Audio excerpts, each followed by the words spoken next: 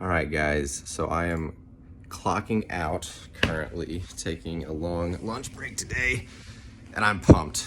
This is something that I've been, I can't even, the first time I saw this thing, my jaw dropped. It was insane. It was like a dream bike at first sight, and I'm actually heading right now to go pick it up.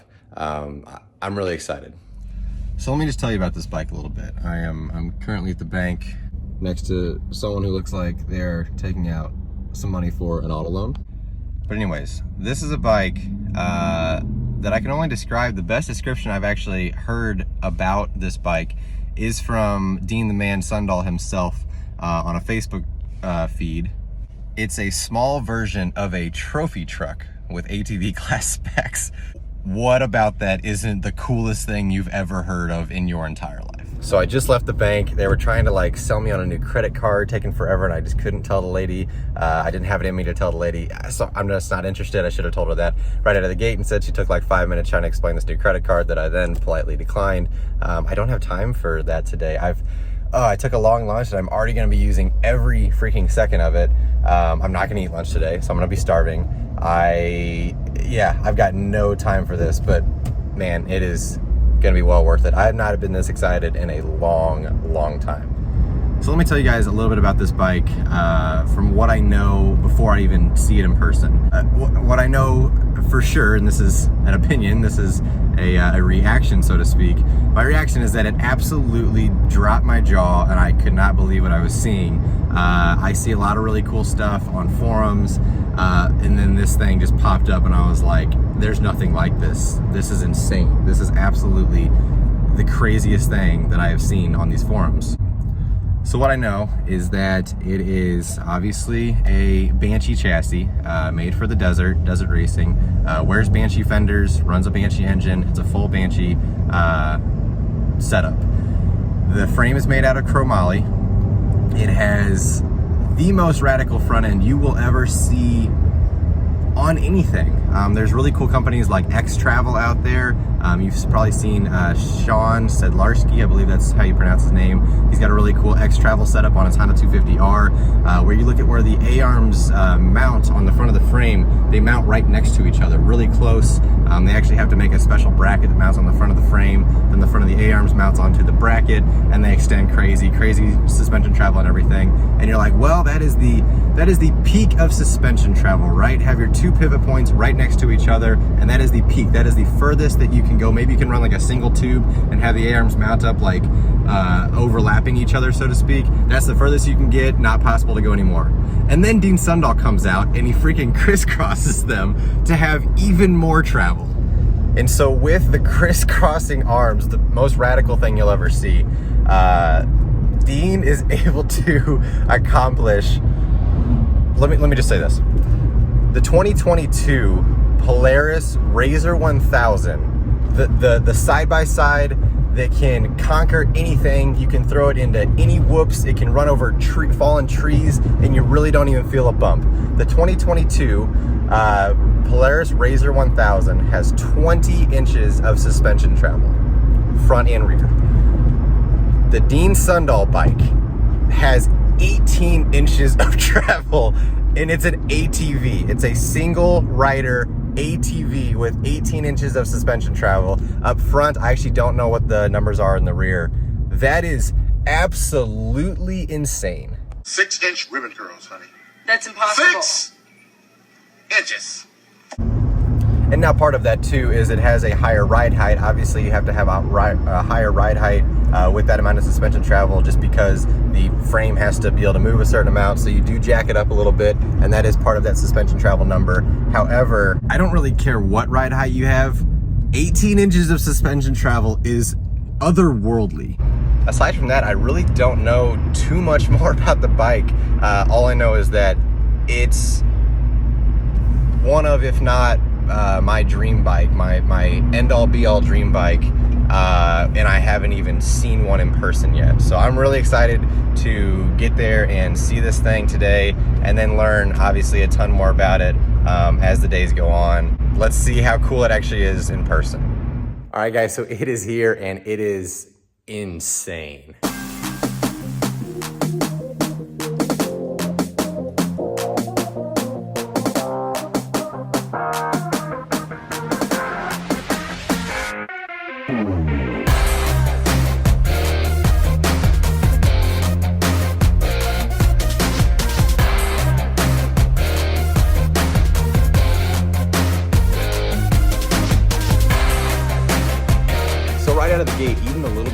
knew about it, some of that was actually even wrong. So it turns out that I was actually incorrect on the amount of suspension travel. Wait for this. The rear is 18 inches, correct with the 18-inch number. The front, I was being conservative. So 18 inches is kind of a standard amount of travel. However, it can actually be bumped up to, get ready for this, 21 inches of suspension travel. That is more than a 2022 Polaris RZR 1000. Like, what? And even though these aren't the right shocks, you can kind of see why. Look at the ride height of this thing. I am eye level with the tip of the front of the frame and comparing it to Project LT500R in the background. Now granted, Project LT500R is a little bit low. However, this thing is at least 8 inches, probably 10 inches, even potentially more than that, higher in the front than Project LT500R. That is absolutely insane. This thing literally is like a lifted truck. It is truly a trophy truck. It is insane. And then obviously every time you see a picture of one of these Sundahl frames online, you see the crazy crisscrossed front A-arms and everything. But seeing these things in person is just radical.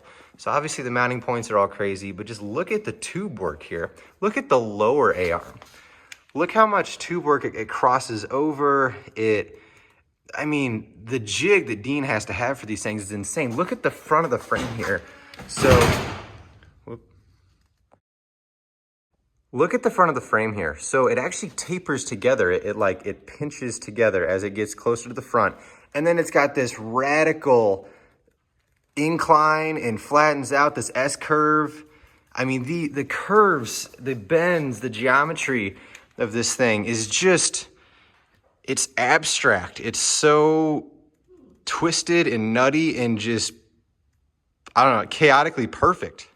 One thing I'm noticing now too, he actually changes the diameter of the tubes he uses all over the place too. So like the upper A-arm is significantly thinner than the lower. And I cannot stress, so even with the extra amount of metal in this bike, it doesn't weigh hardly anything. I promise for you guys that when I start to tear this thing down, I will get some weights of this frame compared to a normal Banshee frame. But I can tell you right now, I can pick this thing up really like it's nothing. I mean, I'm talking to you as I do that, and I'm really not even like altering my voice that much. This thing does not weigh much at all. Now, another huge thing to talk about are these Srp Spindles. These things are a work of art. They also remind me of just the beefiness of seriously something that you'd find in the automotive industry. I mean, these look like they're made for a UTV or something. This thing is a UTV or a pickup truck. This thing is just crazy. And as quirky as it is, and now this is just my first glance over, I'm sure I'm gonna learn more about it, and my favorite quirkiness bit might change in time, but at first glance, my favorite part about this frame is actually the steering stem mount. Look at this. He used a Heim joint that you'd find, you know, in the A-arms. That's what's mounting the A-arms on. He's like, well, might as well just throw another one in there. It's removable. If it wears out, you can just replace it with a different one. That's what mounts the steering stem in. How cool is that?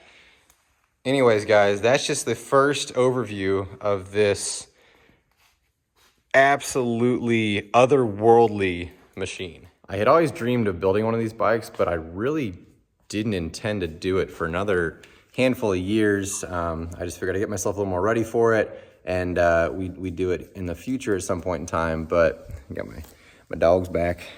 But then the opportunity came up to get it, and I really couldn't pass on it. There's really not that many of these frames in circulation. I think that I've seen, just from looking at different pictures and trying to remember all the different bikes, and that a couple of them have also changed over the years a little bit. These dogs are just playing and playing and playing, and I'm trying to film a video for you guys. But I think there's about 10 or so maybe that I've seen in circulation, and man, you just can't, finding a frame like this is just, you kind of gotta, that is great advice. But yeah, guys, so that's the build. I don't know the timeline. I've got a lot of my ideas ironed out for what I want to do with it, but I don't have all of them. So feel free to leave a comment on any parts or good ideas you'd want to see done with the bike. I am open to all ideas.